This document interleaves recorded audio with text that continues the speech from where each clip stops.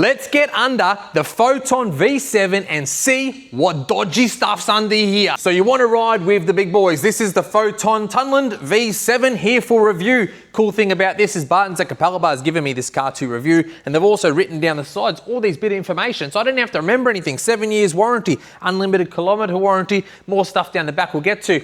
So what we're doing here today is I'm going to throw this straight up into the hoist. I want to get underneath it real quick and see if this thing is built with any quality. Righto, so what's under the bonnet of this thing? Unfortunately, a 2-litre motor. It seems to be what China's doing. They're giving us these humongous big four-wheel drive utes, but only giving us 2-litre 4-cylinder diesel engines, which at first I was quite worried about. Now, I've taken a GWM Cannon with a 2-litre diesel engine all the way around Australia with a 3-ton caravan on the back. So now I'm like, maybe a 2-litre diesel's all you need, because it's connected to a ZF 8-speed transmission, just like on the previous model GWMs using the ZF, because God, that is a good gearbox to connect up to a smaller 4-cylinder diesel engine to make that small engine powerful enough to have a car with a 6.8-ton GCM. That's 12 or 1,300 kilos more than the GWM Cannon that I took around Australia with a 3-ton caravan on the back. So this here, you could put a 3.5-ton caravan on it. You can put your whole family in there. You can load all your chairs and your water and crap into the ute, and it'll be legal. Check your own weights. Don't take my word for it. Underneath the bonnet, here we go. There is your engine. I don't know what that says. AUCAN. Right, engine cover. Fuel filters up in the engine bay. That is fantastic. If you know my channel, I whinge about that being underneath the Cannons. We have ABS, ECU down there, battery here. We have coolant overflow bottle and coolant overflow bottle number 2. Don't ask me why. There will be some reason for that. Is that because it's a top mount intercooler? Let's have a quick look. Underneath the engine cover here, we have a water-cooled intercooler, and it's got its own little water pump down there that pumps it all around, mate, keeps it all circulated. So that must be the overflow bottle ute for that device there. Down here as well, we have a ginormous alternator, massive alternator, and what that actually does, it's a 48-volt hybrid alternator unit thingamabobby that somehow utilizes itself to push power back into the engine. So you're basically saving fuel. I don't know if that actually gives you more power, but it definitely is a fuel saver. So you'll be cruising down the highway, instead of using the motor, it's pushing a little bit of power from your battery system through that little alternator, and which drives through the engine a little bit and gives you that little bit extra. It's for fuel economy, mate, because it's freaking good on fuel, like 8 litres to 100, I think I'm averaging on at full revs, mate, full acceleration spec. There you go, there's your engine. Say hello, mate. Say hello to the new 2-litre engine, turbo. You guys, I'll just go for a slow little walk around so you can have a good look at everything, and there you go, that's enough. Don't you just love all the tyre shine? I know that you've got to detail things up, but mate, it's all over my hands. But that's new cars, isn't it? I'm just whinging about nothing there. Same with tyre shine on tyres. It's not a mechanic's friend, because it just goes all over you. Righto, that was under the bonnet. Now let's put this up on the hoist and have a look underneath. Hey, I've done this on the V9 already, but the V9 had coil springs on the back. The V7 has leaf springs. The ride on this, unfortunately, is a little bit bumpy, but that's what you're gonna get when you have a 6.8-ton GCM. So this one's been all stickered up with Bartons, and they've also changed these wheels. So they've put these 18-inch ROH wheels on there with the 275/70 R18 tyres. So it's got the all-terrains on there, very nice and aggressive looking, and I think a little bit wider than standard. There you go, 3.5-ton towing. There's some information straight from the website. Bartons Foton Capalaba up there on the window. Here is the back of the donkey, very nice there. Who's done the stickers for the company?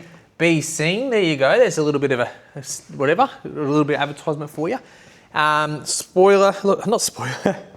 The rear tailgate is nice. It's got this cool shape to it. I've never liked these plastic things on the back of them, but you know, somebody must like them because they're putting them on a lot of cars. Then here we go, there's the side of it, there's the roof. No sunroof on this model. I think the V9 had a sunroof, but the V7 does not.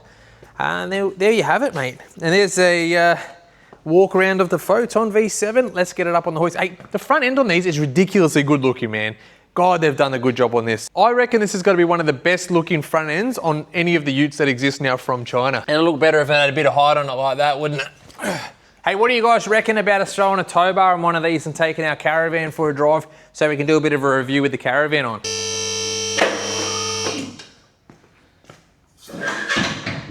Oh, I love locking the hoist in and doing that whole moving thing because I haven't adjusted up my locks properly. See a bit of wire hanging back there, what's that? Instantly I'm going to say, why is that bit of wire there? Oh, it's supposed to be clipped on there. Wonder why that was unclipped, mate. Oh yeah, there we go. It was supposed to be clipped there. I wonder what happened there. I know these guys are doing some forward driving and doing like a photo shoot and stuff, so I wonder if it just popped off. I don't see any damage, but this is where we might have some dramas, yeah. But this is the AdBlue tank underneath, and it's just there's some wiring hanging down low, which forward driving, that's kind of scary. I know it's got bash plates on it. Fuel tank's got no bash plates on it at all. Usually, I've seen a couple of cars like the GWM comes out with a metal bash plate that goes over the whole bottom of the fuel tank. So if you touch that on a rock, it's all over. You want to get yourself a bash plate on that one. Lots of underbody spray utilised. I don't know if this has been sprayed extra or if that's what comes from factory. So there's your big leaf spring pack. It doesn't look crazy. Like the spring pack doesn't look like it's as stiff as what it is. Like, you know when you see a 79 series Land Cruiser leaf pack and you're like, holy crap, that is a lot of leaves in that thing, man. And you know it's going to be rough. Where this needs a bit of weight in the back. I reckon you pop a little bit of weight in the back and it would completely fix it. But we want to be able to carry 1,000,000 tons of payload, and that's what you get, mate, a little bit of rough. It would handle a freaking Caravan awesome though. There's your standard tyre, 265/70 was your standard tyre, and this one is 275/70. So it's gone a bit bigger, eh? 275, bit wider, bit higher. Coming down, exhaust pipe. Transfer case, we've got the Borg Warner transfer case torque on demand. We have a beautiful ZF transmission. Absolutely rate this gearbox, love this thing. Front diff, you got your CVs, coil spring front. There we go. Lift kits available for these now, guys. There's no shortage of that. People have already got on board and said, oh, people are going to be lifting these things. Including, there is one at Bartons at the moment that has a 2-inch lift in it, so I haven't even looked at that yet, but it would be pretty bloody good. There we go. If you guys see anything in the video, comment away. But what I'm going to do is from the back of the car, I am going to slowly walk up so you guys can have a look at every single thing while I hum.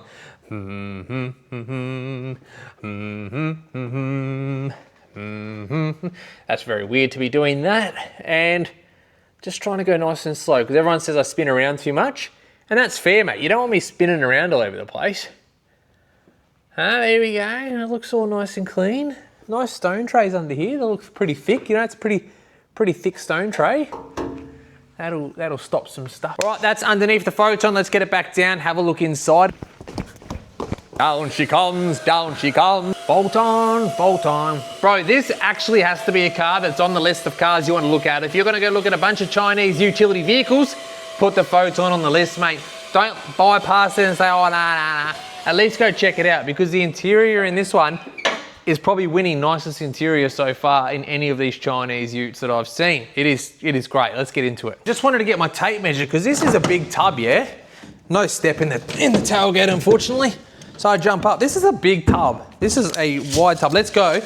Not including the wheel arches, side to side, usable as in flat area. Flat area, we have a width of about 1620.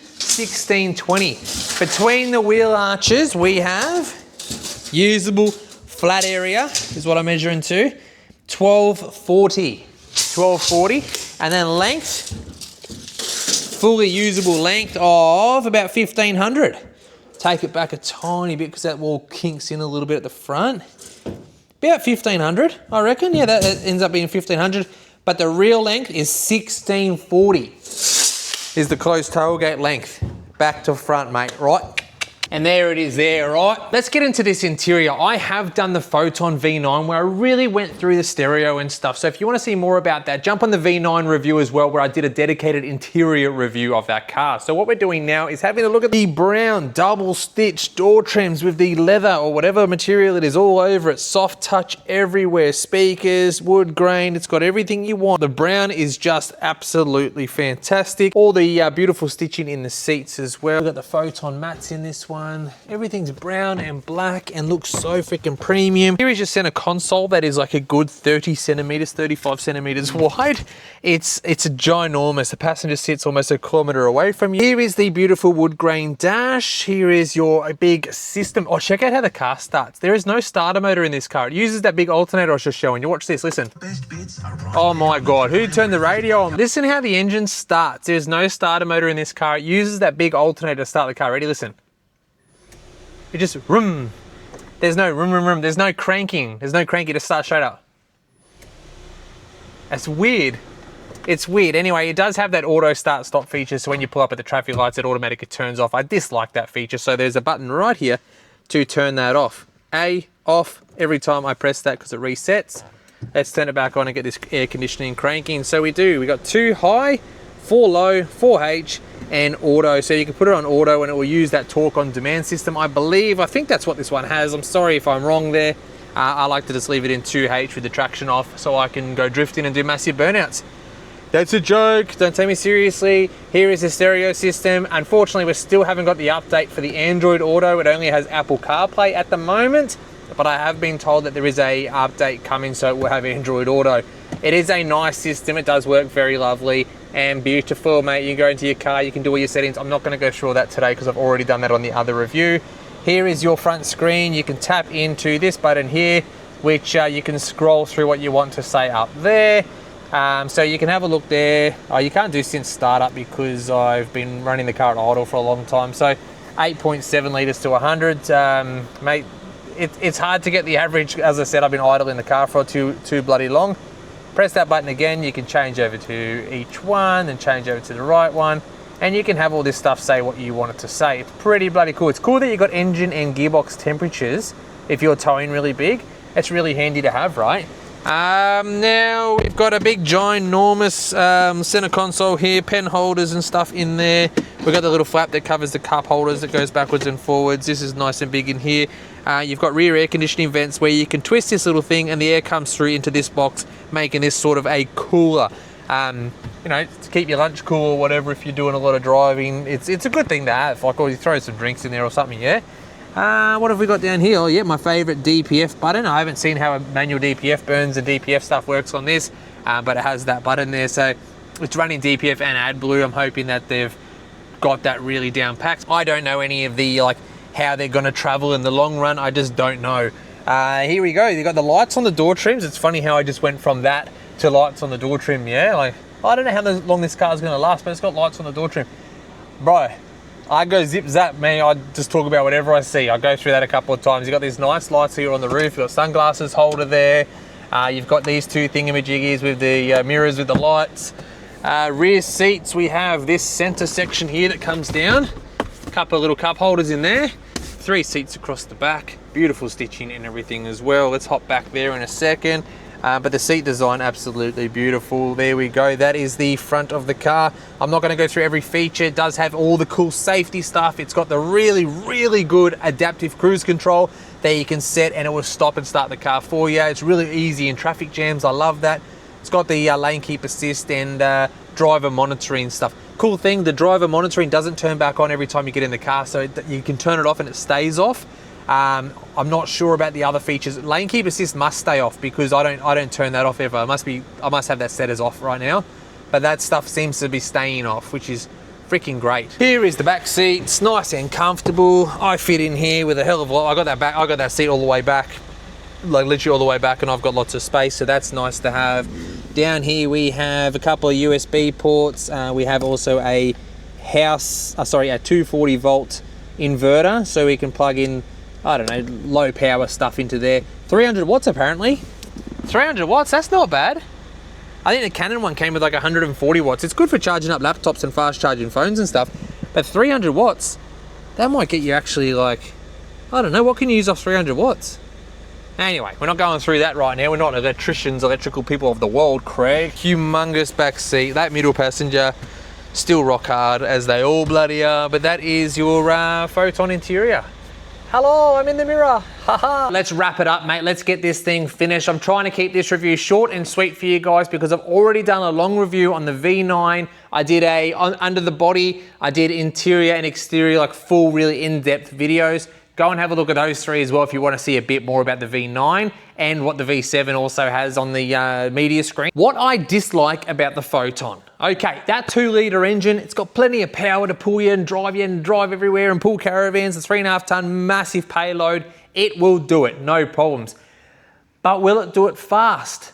Unfortunately not. It doesn't have a huge amount of race car power. It's missing a little bit of that.